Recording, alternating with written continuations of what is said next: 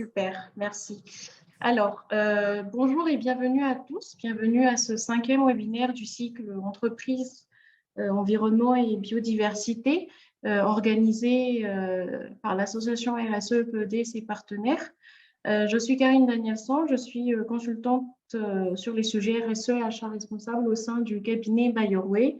Je suis chargée, Bayorway qui est partenaire de l'association, sur la coordination des cycles de webinaires et d'autres projets en cours. Juste avant de commencer, je souhaiterais juste vous faire part de quelques consignes techniques afin de bien fluidifier nos échanges. Donc, comme mentionné, nous invitons tous les participants à se renommer en précisant nom, prénom, poste et organisation éventuellement. Nous vous demandons également de garder micro et caméra éteints afin de fluidifier les échanges. Et comme lors de chaque webinaire, les participants interagiront uniquement via la chatbox. Donc, n'hésitez pas à poser questions et remarques. Nous nous ferons un plaisir de les rapporter oralement. Alors, voilà qui est fait. Juste un dernier point, nous tenons toujours encore à remercier tous nos partenaires et principalement l'AFD pour le soutien apporté à ce cycle de webinaire. Voilà qui est fait. Monsieur Fassou, je vous donne la parole. Ok, merci Karine de m'avoir donné la parole. Merci, chers collègues participants, de nous joindre au 5e webinaire sur le thème intitulé « Entreprises et changement climatique ». Je m'appelle Fassou Tia, j'ai un master en management d'environnement et développement durable. Je suis spécialiste en évaluation environnementale et aide à la décision, actuellement expert chargé des questions économiques et financières à l'Assemblée générale des Nations Unies à New York contre la présidence guinéenne des E77, la Chine.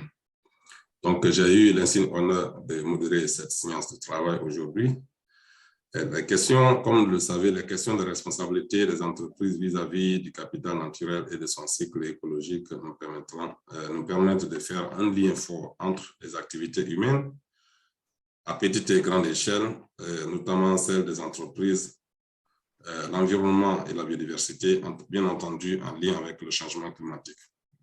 Donc, le thème principal de cette séance de webinaire sera de comprendre comment le changement climatique se manifeste-t-il en Afrique, quels sont les éléments de politique climat des entreprises.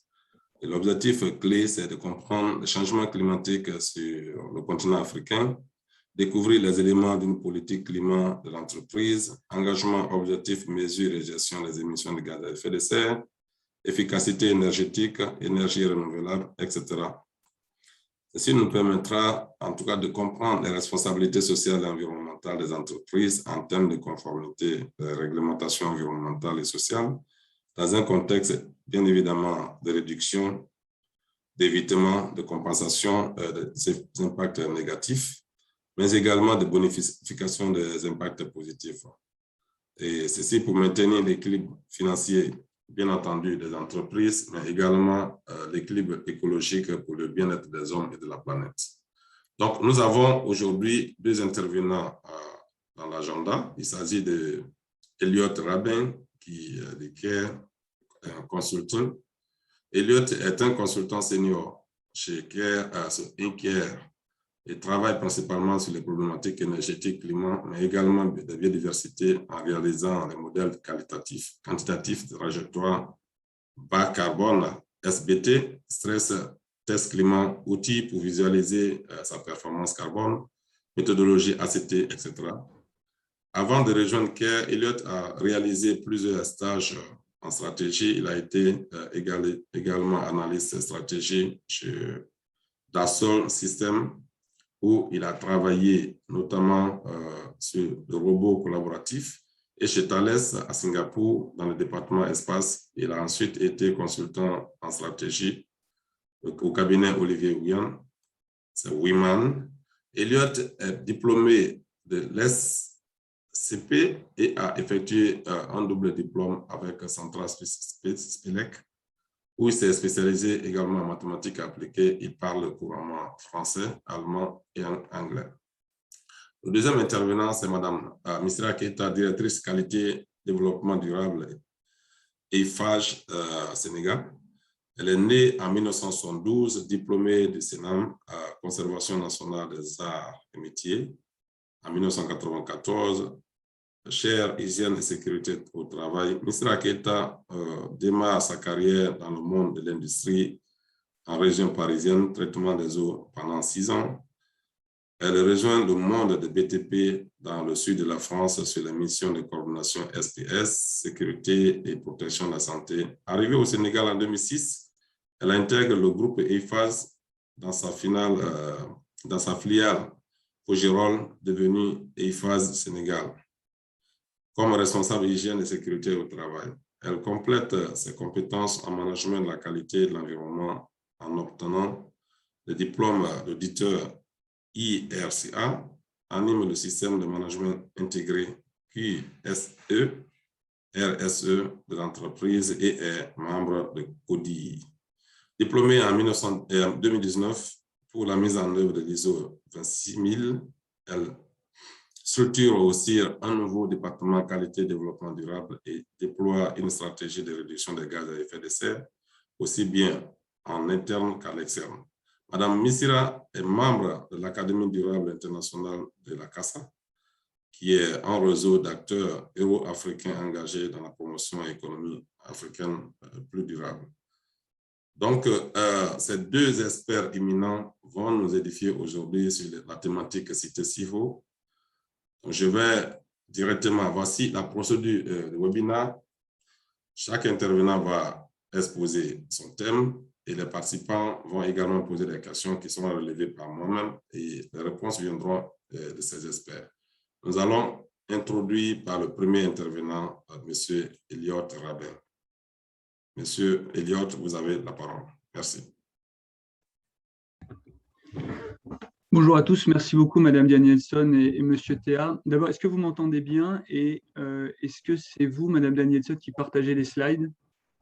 Oui, on vous entend très bien et oui, je partage les slides. Ok, très bien, merci. Moi, je vous appelle de Paris, en France, du coup. Alors, dites-moi, parce que moi, je ne vois pas les slides, je ne sais pas si j'ai un problème sur mon écran, mais... Normalement, c'est affiché. Alors, moi, je vois un téléphone. Est-ce qu'il y a le volet vidéo?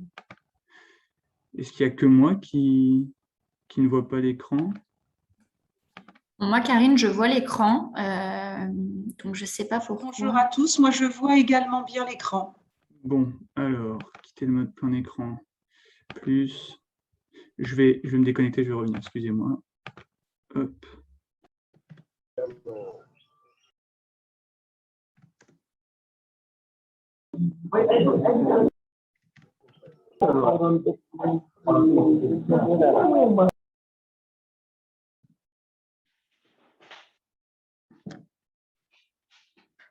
C'est un instant que M. Elliot se reconnecte. Alors, je suis de retour, je vois l'écran. Voilà, excusez-moi pour le délai, toujours des petits soucis techniques, mais tout va bien. Vous m'entendez du Pas de coup? souci. Super. Oui, là, c'est bon, tout à Super, fait. très bien.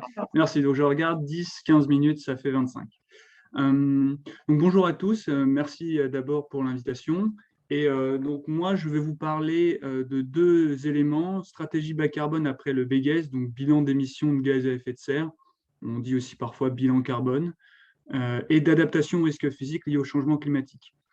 Il n'y aura pas forcément un focus sur l'Afrique. L'idée, c'est vraiment de parler de ça de manière générale, mais après, dans la question-réponse, on pourra affiner un petit peu.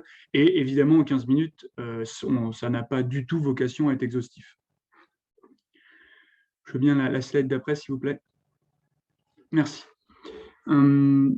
Donc, globalement, sur une stratégie bas carbone, il y a pas mal d'éléments ici sur ce slide, mais en fait, ce qu'il faut retenir, c'est que le point de départ, c'est de faire un bilan d'émissions de gaz à effet de serre pour voir, que ce soit pour l'entreprise, le territoire, le pays, la région, où sont nos principaux postes d'émissions de CO2. CO2 équivalent, on va dire CO2 pour simplifier, il n'y a pas que le CO2, bien sûr, il y a le méthane, le N2O, etc. C'est la première étape. On voit où est-ce qu'on a des postes importants d'émissions de CO2. Ensuite, le deuxième rectangle, construction d'une stratégie bas carbone, c'est que maintenant qu'on sait où est-ce qu'on émet du CO2, il faut essayer de le réduire, évidemment. Sinon, ça ne sert pas à grand-chose. Donc, on va se concentrer sur les postes principaux. Évidemment, on ne va pas se concentrer sur ce qui concerne 0,5% de nos émissions. Il faut aller au plus pressé, au plus efficace. Et donc, on va essayer de trouver des leviers de décarbonation pour réduire nos émissions. Ça peut être, par exemple, de l'efficacité énergétique. On consomme moins d'énergie, on émet moins de CO2. Ça peut être de décarboner notre mix énergétique. On consomme du fuel, du gaz naturel, on passerait à de la biomasse, à de l'hydrogène bas carbone, à de l'électricité si elle est bas carbone. Parfois, ce n'est pas toujours une bonne solution. Bref, on essaie de réduire nos émissions. Mais la stratégie bas carbone, ce n'est pas seulement réduire ses émissions de CO2. Il y a également des aspects un petit peu plus opérationnels. Concrètement, mon plan d'action, en quoi il consiste? Il y a essayer d'embarquer les collaborateurs, parce qu'en fait, c'est assez facile de faire un Excel avec des réductions d'émissions. Derrière, si personne n'est convaincu, ça ne marche pas. Il y a aussi de la sensibilisation. Parler de ces sujets-là, ça aide aussi à embarquer les collaborateurs. Ensuite, la troisième colonne, disons, ce sont des grands standards un petit peu sur la stratégie bas carbone. Le premier, c'est SBTI, Science Based Target Initiative.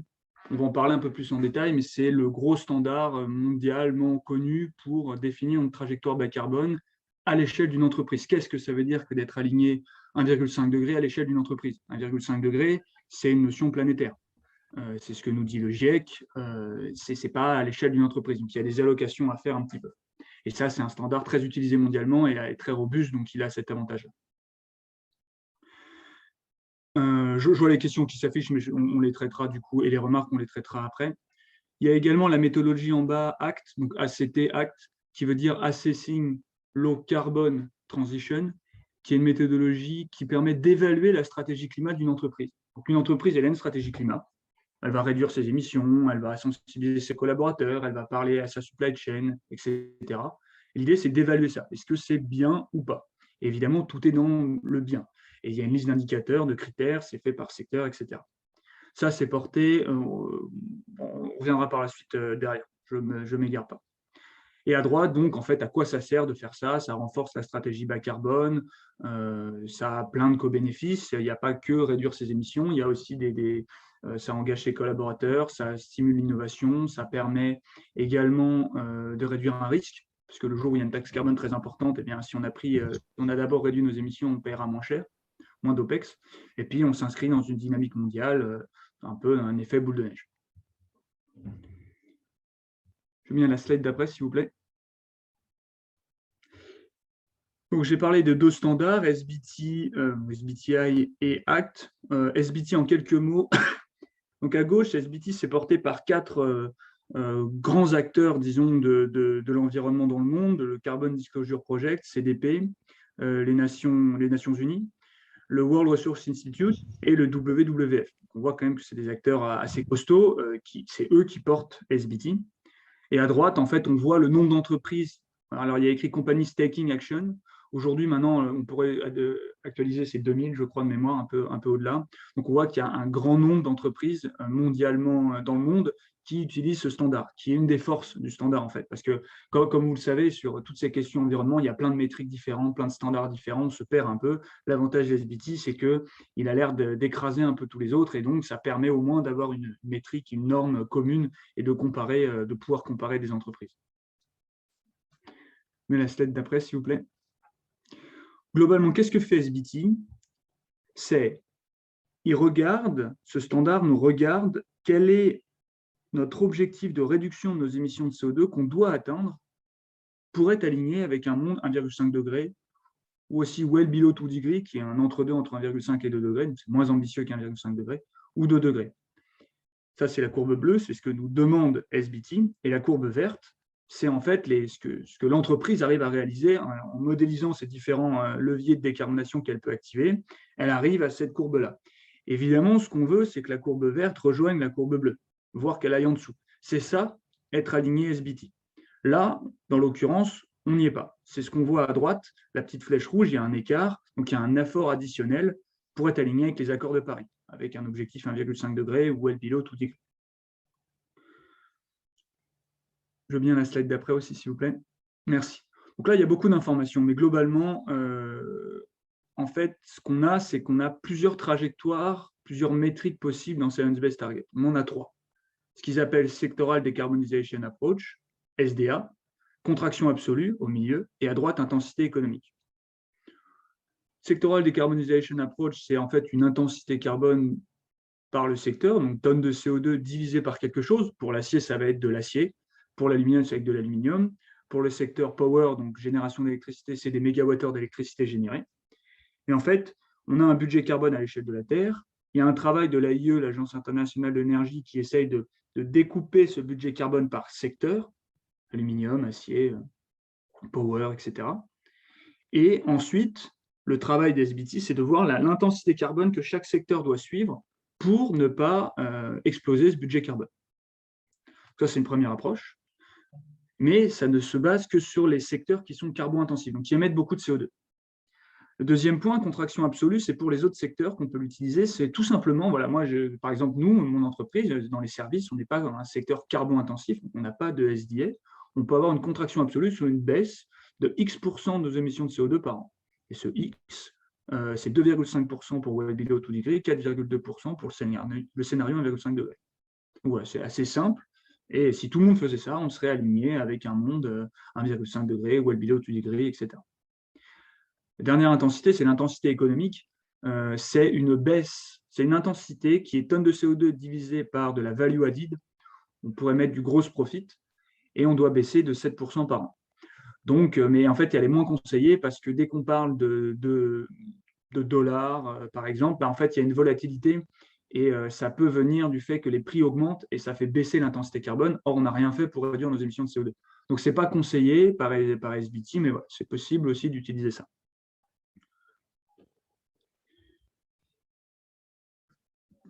Donc, j'ai bien conscience que ça passe très vite, hein, mais vous pouvez creuser tout ça, tout est public. Hein, toutes ces méthodologies sont publiques pour comprendre comment elles fonctionnent.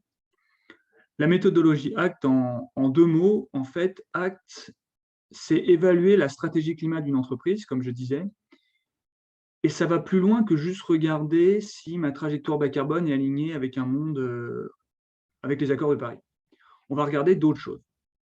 On va regarder aussi si on engage notre chaîne de valeur. On va regarder aussi notre R&D. On va regarder aussi nos actifs. On va regarder aussi si on s'engage avec des syndicats pour développer des stratégies bas carbone, si on développe des business models innovants, si notre management, le top management, il est incentivé pour réduire les émissions de CO2 à l'échelle de son entreprise. Ça va un peu plus loin. Et donc, c'est vraiment la stratégie climat globale de l'entreprise. En haut à gauche, on voit par qui c'est porté. Donc, c'est porté par le Carbon Disclosure Project. Encore une fois, on voit qu'ils sont présents partout. Hein. Ils ont aussi le questionnaire CDP. Donc, ça permet en fait de faire des liens entre toutes ces méthodologies. Donc, c'est assez intéressant. Donc, qui est en fait, c'est une non-profit basée à Londres. Et on a l'ADEME, donc l'Agence de la transition écologique en France. Ce sont les 2 chefs de projet. Et donc, je vais juste passer sur ce qu'on voit en bas à droite, méthode d'évaluation. On a des indicateurs quantitatifs, on a des indicateurs, donc, comme par exemple l'alignement de sa trajectoire bas carbone avec les accords de Paris, et des indicateurs qualitatifs. Par exemple, est-ce que le top management il est au courant des problèmes climatiques? Alors, il y a plusieurs possibilités de réponse. S'ils sont au courant et qu'ils font des choses, c'est la meilleure note. S'ils ne sont pas du tout au courant, c'est la moins bonne note. Et in fine, on a des notes. ACT, en fait, ces 2 choses. C'est une note pour évaluer des stratégies climat des entreprises. Et in fine, ça peut servir pour des investisseurs. Et ça est peut-être plus important encore, ça permet de donner des recommandations aux entreprises et au territoire. Il y a un acte région, typiquement en France, avec les 18 régions françaises, pour donner des recommandations pour améliorer sa stratégie climat. L'idée, ce n'est pas juste de noter de manière scolaire, c'est d'aller plus loin et de donner des recommandations.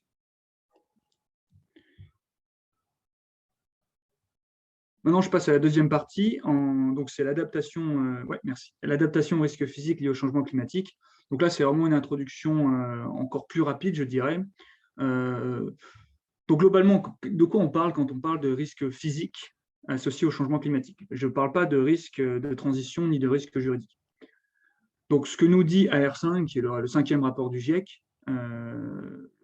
AR6 sur les questions d'adaptation n'est pas encore sorti. En fait, ce qu'on voit, c'est qu'il y a 3 grosses bulles. Il y a les aléas, l'exposition et la vulnérabilité. Un aléa, qu'est-ce que c'est? C'est la première chose à laquelle on pense, ce sont les dangers liés au changement climatique et les risques physiques qui existent. Et en fait, ils sont en 2 catégories. C'est dans le rectangle qu'on voit tout à gauche. Il y a les évolutions tendancielles. On va avoir une hausse des températures. Ça ne va pas diminuer, en tout cas pas tout de suite. Si ça diminue, il y a une élévation du niveau de mer. Pareil, ça ne va pas diminuer. Et ça risque de ne pas diminuer du tout. Il y a plus de pluie, plus de sécheresse, etc. Il y a des événements extrêmes qui sont différents des événements tendanciels. Il va y avoir des tornades, des cyclones, des inondations. Alors là, les sécheresses sont remises parce qu'en fait, il y a des points qui peuvent être à la fois tendanciels et extrêmes. Bref, ça, c'est les aléas. Ensuite, il y a l'exposition. C'est voilà, est-ce que là où je suis, ce qui m'intéresse, ça peut être un pays, ça peut être une entreprise, ça peut être un actif d'une entreprise, est-ce que je suis exposé à ça? Si ça se trouve, pas du tout. Si l'élévation du niveau des mers, si moi je suis dans la montagne, ça ne m'intéresse pas trop. Enfin, en tout cas, sur la partie directe. Donc, il y a l'exposition. Est-ce que je suis exposé à ces aléas-là? Et le dernier point, la dernière grosse bulle, la vulnérabilité, c'est un peu les prédispositions à subir ces dommages. On peut regrouper en deux parties. La sensibilité, est-ce que je suis sensible à tous ces aléas? On peut penser par exemple sur la sécheresse, est-ce que ma population elle est âgée? Ou est-ce que ma population elle est jeune? Évidemment, les populations âgées sont plus en difficulté quand il y a des canicules. Et il y a la capacité. La capacité, c'est est-ce que je suis capable de m'adapter? Alors là, il y a plusieurs choses. Il y a le revenu, par exemple. Plus j'ai de revenus, plus j'ai des moyens financiers pour me protéger, me prémunir de ces risques. Mais on a aussi une capacité de la population à s'adapter. Le Bangladesh, par exemple, il y a la salinisation des eaux, ils ont été capables de s'adapter assez vite et un grand nombre, 1 million, c'est le chiffre que j'avais en tête, qui font de l'aquaculture. Ils sont adaptés, ils n'en faisaient pas avant, mais maintenant, voilà, il y a de l'eau salée qui arrive, donc ils sont capables de s'adapter et ils font de l'aquaculture. Donc c'est quand même un exemple de capacité d'adaptation assez fort. Sur le slide d'après, s'il vous plaît. Donc, on reprend un peu ces 3 bulles et on ajoute en fait 2 notions, à gauche la résilience, à droite l'adaptation, les 2 étant liés. La résilience, en fait, c'est ce qu'on cherche à développer, c'est comment on arrive à vivre avec tout ça, avec ces aléas, on est exposé plus ou moins, on est vulnérable plus ou moins. Donc, ça passe par de l'anticipation, d'essayer d'atténuer un petit peu tout ça, avec des digues plus ou moins naturelles, par exemple, pour lutter contre l'élévation du niveau des mers, rebondir, évoluer vers un nouvel état en équilibre dynamique. Globalement, c'est un mot un peu compliqué pour simplement dire voilà, être capable de s'adapter. Et en fait, je viens à l'adaptation qu'on voit à droite, et ça permet en fait de réduire. يسرا قالت لك جو سوي فريمون ديزولي راني بعيدة عن المستير كون كلمتني البارح Excusez-moi, il y راني a وليت ما Anas est en train de parler, on entend. Si vous pouviez vous muter. Merci. Et on a l'adaptation, du coup, qui est donc liée à la résilience, c'est comment s'adapter un petit peu à tout ça, comment réduire son exposition. C'est par exemple changer d'endroit si on est trop proche du niveau des mers. Je parle beaucoup du niveau des mers parce que c'est assez simple comme exemple. Il y a diminuer sa sensibilité, améliorer sa capacité d'adaptation, etc. Il y avait 2 autres slides. Non, il y a la dernière slide, et après il y a 2 autres, mais on va passer. C'est comment faire un diagnostic en fait, à l'échelle d'une entreprise, d'un territoire, d'un pays, pour mesurer un petit peu son niveau de risque lié au changement climatique sur la partie risque physique. D'abord, première étape, c'est le cadrage. Il faut définir le périmètre. Qu'est-ce qu'on regarde? C'est ce que je viens de dire. En fait. Est-ce qu'on regarde un pays, une entreprise? Sur une entreprise, on peut regarder à l'échelle des actifs. On peut regarder à l'échelle de l'entreprise.